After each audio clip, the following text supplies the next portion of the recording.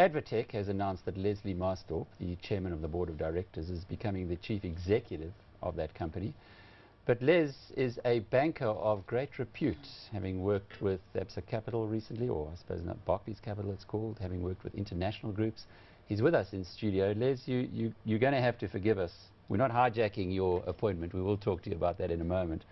But the whole Able story is something that you would know more, or you would know better than most others. Have you been involved with this kind of an issue before?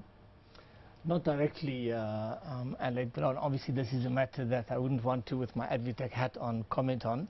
Sure. I'm no longer in the banking industry, and I know that the Banking Supervision Department, the Reserve Bank, and everybody's eyes and lenses are focused on how to deal with this and ensure that there's no systemic risk to the financial system, and I'm sure that those in authority will do a good job doing that. They certainly seem to have, but you were involved with the American banks at the time of the difficulties that went through there, so you've got a feeling better than most of exactly how it feels at a time like this. The only thing I would say, Alec, is that this country is renowned for the strength and the robustness of its financial regulatory architecture. So the Reserve Bank, Banking Supervision, Financial Services Board, I mean, you know that the South African banking system was ranked in the top 5 in the world.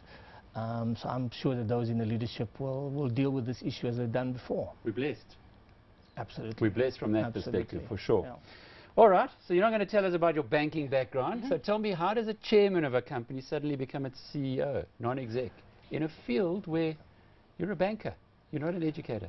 Sure. I think firstly, Alec, I'm very excited about this role. It's obviously a change. The important thing is that I know the business.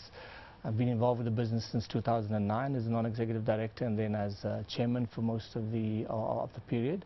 So I'm not new to the strategy of the business, not new to the sector at all.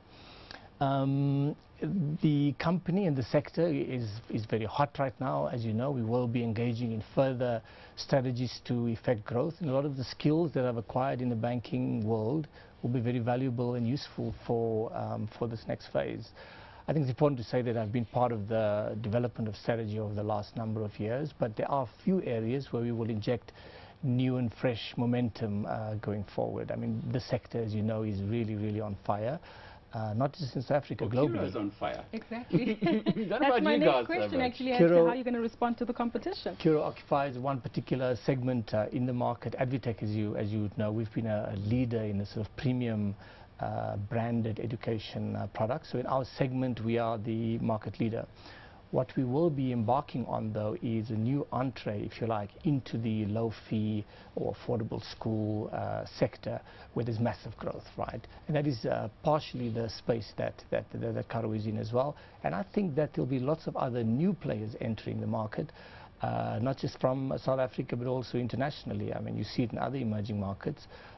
Private equity players are entering this space as well. So I think the space is large, and we will, in our chosen segment as ADvTECH, we will carve our own growth path. I think it's also important to note that this is not a South Africa story. We will be exploring other geographies in time. South Africa remains the heart of our focus, but I think Sub-Saharan Africa is a big opportunity.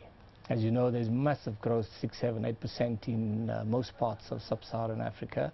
So especially the English-speaking world in Ghana, Nigeria, Kenya, Uganda, these countries are all growing at rates much higher than South Africa. So they will be a target going forward. Just on that, the exploration onto the rest of the continent, surely then government ties will be something that will be quite important. I think, Gugu, the issue of partnerships is also central to our strategy, right? I think maybe I should start off by saying that education, is a public good. Education remains fundamentally in the public domain.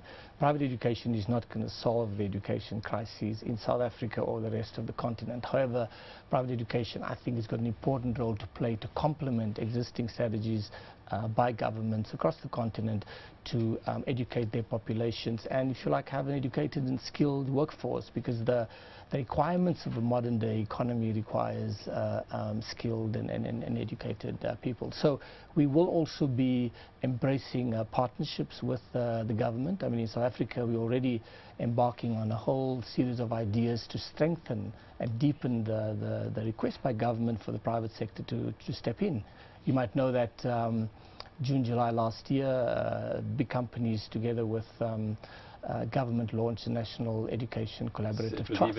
Even in the budget. But that's not Exactly that's not what you're here for. Sure. You're here because shareholders are looking at you and saying, Sure. I bought into ADvTECH, the share price up 15% last year. I've got a 3.5 billion market cap. A little Curo came across. It is up 46% in the last year, and its market cap's 8.5 billion.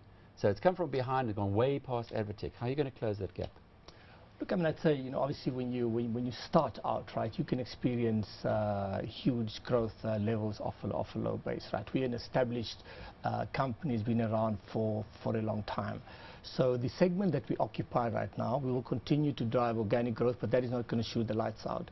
Where we are going to grow significantly, as I mentioned earlier on, is in that space, in the low-fee private education space. What's the margin like there? Curo has got their own strategy. They've got their company with their own. I mean, I can't But what's the margin like in the low them. space if you well, focus in there? It all depends on the way in which the cost base is managed. We believe, right, and this is where we are different, we believe that by clever use of technology through innovation, we believe we'll be able to provide both low fee or low cost education, but with a high degree of quality. So if there's innovative ways in which you use technology, it's not inferior education. So we're not going to be a business in future with sort of premium branded Crawford schools and Trinity schools and so on, and then sort of inferior education. What we will be having a different segment, low fee private schools with a huge focus on technology. That will also mean that you'll need to up your capital raising initiatives?